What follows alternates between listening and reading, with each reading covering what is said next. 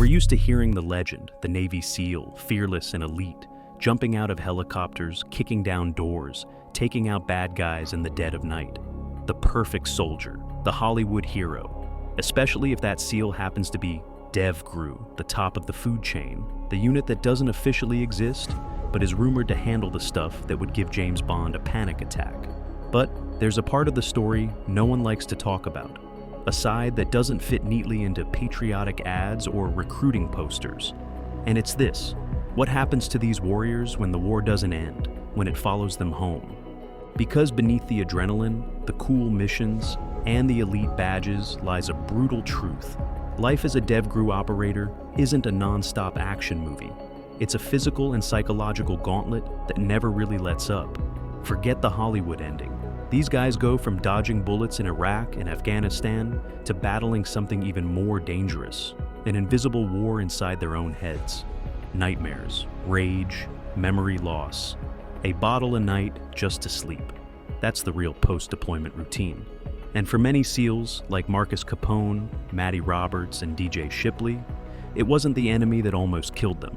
It was what came after.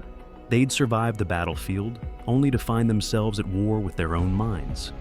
Take Matty Roberts. The guy had his arm blown off, not metaphorically, literally, gone. When he checked into rehab, the list of diagnoses was longer than most grocery receipts. Traumatic brain injury, PTSD, chronic pain, depression, you name it. And that was just the stuff he knew about, the stuff he could name. Shipley? Deployed on nearly 200 missions between 2005 and 2010, a one-man wrecking crew. But 5 years after coming home, the man who once breached enemy compounds without flinching couldn't even admit to himself that something was wrong. Depression, memory loss, numbness, he buried it all. Like so many others, the same pattern kept showing up. And it wasn't just those three. Veterans all over the country, guys who had once worn the trident with pride, were now limping into doctors' offices, broken in every way. Back pain, panic attacks, suicidal thoughts. And the scariest part? No one could explain what was happening to them. They'd fought the enemy, sure, but now they were fighting themselves, and losing. Statistically, it's a catastrophe. 20 veterans die by suicide every day. That's not a number. That's a funeral every hour and a half. According to the National Council for Mental Well-Being, the suicide rate among veterans is 57% higher than the general population. And that's not counting the wives, partners, and children who live in the blast zone of that kind of pain. Patsy Dietz Shipley, former Navy herself, put it bluntly: "These men go do their jobs because we hold the house together, but when they come back broken, we're the ones sweeping up the pieces. And sometimes, the weight of holding everything up crushes the people trying to help. The suffering spreads. But nothing, not the depression, not the diagnoses, not even the endless meds prepared the world for what Lieutenant David Metcalf did in 2019. After 20 years in the Navy, the man sat in his garage, surrounded himself with books on brain injuries, taped a heartbreaking letter to the door, and shot himself in the heart, specifically to preserve his brain. Why? Because he wanted to send a message. He wanted someone, anyone, to see what the war had done to him. What the training, the same training that turned him into a warrior, had slowly destroyed inside him. His note said it all. Mood swings, memory gaps, paranoia. These aren't who I was. They've become who I am. The tragedy? That message never got delivered. The Defense Department lab that received his brain found something deeply unsettling.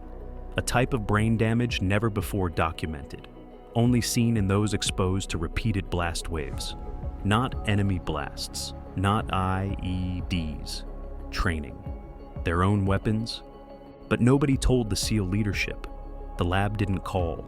The Navy didn't ask. And another opportunity to stop the bleeding, literal and figurative, was lost. Metcalf wasn't alone. At least a dozen SEALs have died by suicide in the past decade. 8 of their families pushed to have their brains studied. And in every single case, blast damage, hidden, devastating, ignored. The Times eventually broke the story. Only then did the Navy leadership react, reportedly stunned, frustrated, and scrambling for answers. One officer admitted, We're trying to understand this issue, but the information never reaches us. How many more need to die before it does? When the commander of SEAL Team 1 died by suicide in 2022, the Navy paused operations for a day to talk about suicide prevention. What they didn't talk about?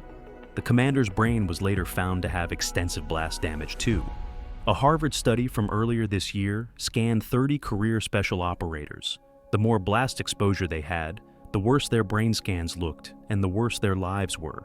The correlation was clear, and still somehow, the most important piece, the link between blast exposure and suicide, was left out of the briefing. Rear Admiral Keith Davids has said the Navy is now limiting blast exposure and investing in medical research. Great, but how far can you go without the full data? Lieutenant Metcalf's wife, Jamie, wasn't shocked by what the Times uncovered. Heartbroken, yes, but not surprised. He left an intentional message, she said, because he knew things had to change. When told the SEAL leadership hadn't even seen the findings, her response was quiet but cutting. "You're kidding me." Her husband's death wasn't just a tragedy, it was a signal flare, a desperate final attempt to warn the world. And the military still missed it. Chief Petty Officer David Collins told a similar story, just without the words. He was a 20-year SEAL veteran, loved combat, never flinched in danger. But toward the end, the changes were undeniable. He forgot things, avoided people, grew anxious and obsessive. Eventually he broke, couldn't sleep, couldn't focus, couldn't keep up with a civilian job. He ended his life 3 months after a frantic call to his wife, saying he couldn't remember how to do his work. She had his brain sent to the same lab. The damage? Unmistakable. Blast wave trauma in places no one thought to check before. But what Dr. Pearl and his team found wasn't CTE, the kind of damage football players get from repetitive hits. It was something new, a microscopic pattern of scarring where different brain tissues meet. Interface astroglial scarring, caused not by blunt force, but by waves of energy. Waves from guns, from breaching charges, from training exercises repeated again and again and again. In some cases, instead of scar tissue, the lab found massive tangled astrocytes, cells in the brain warped and mutated by repeated injury. Dr. Pearl says they'll be publishing those findings soon. And here's the kicker. All this is happening inside men who were still technically healthy, still functional, still elite, until they weren't. Until they collapsed mentally, emotionally, and eventually physically. As Dr. Daneshvar from Harvard explains, it's like this. Your brain can take a lot, but not forever. These micro-injuries don't always cause symptoms right away. They stack up, slowly, invisibly, and then one day, you fall off a cliff. The men who died were around 40. No enemy fire, no dramatic wounds, just years of exposure to blasts from their own side. And when the breakdown came, it was terrifying. Insomnia, paranoia, rage, a sense that the man they used to be was slipping away and no one could stop it. That's why this story matters, because this isn't just about the SEALs who are gone. It's about the ones still alive, the ones waking up each morning wondering why they can't think straight, why they can't sleep, why the mission never ends, even when the war is over. We built them into machines and then ignored the fact that even machines break down. So maybe the next time we thank a Navy SEAL for their service, we should also be asking, what are we doing to make sure they survive the peace? Because if this is the cost of elite performance, we better start paying a different kind of attention. And if you're hearing this for the first time, if this story shook you like it shook me, don't keep it to yourself. Talk about it, share it, and make sure the message that Lieutenant Metcalf tried so hard to send doesn't die in silence. The war isn't over, not even close. So, what are your thoughts? Do you think there are ways to make the life of soldiers easier? Let us know in the comments down below.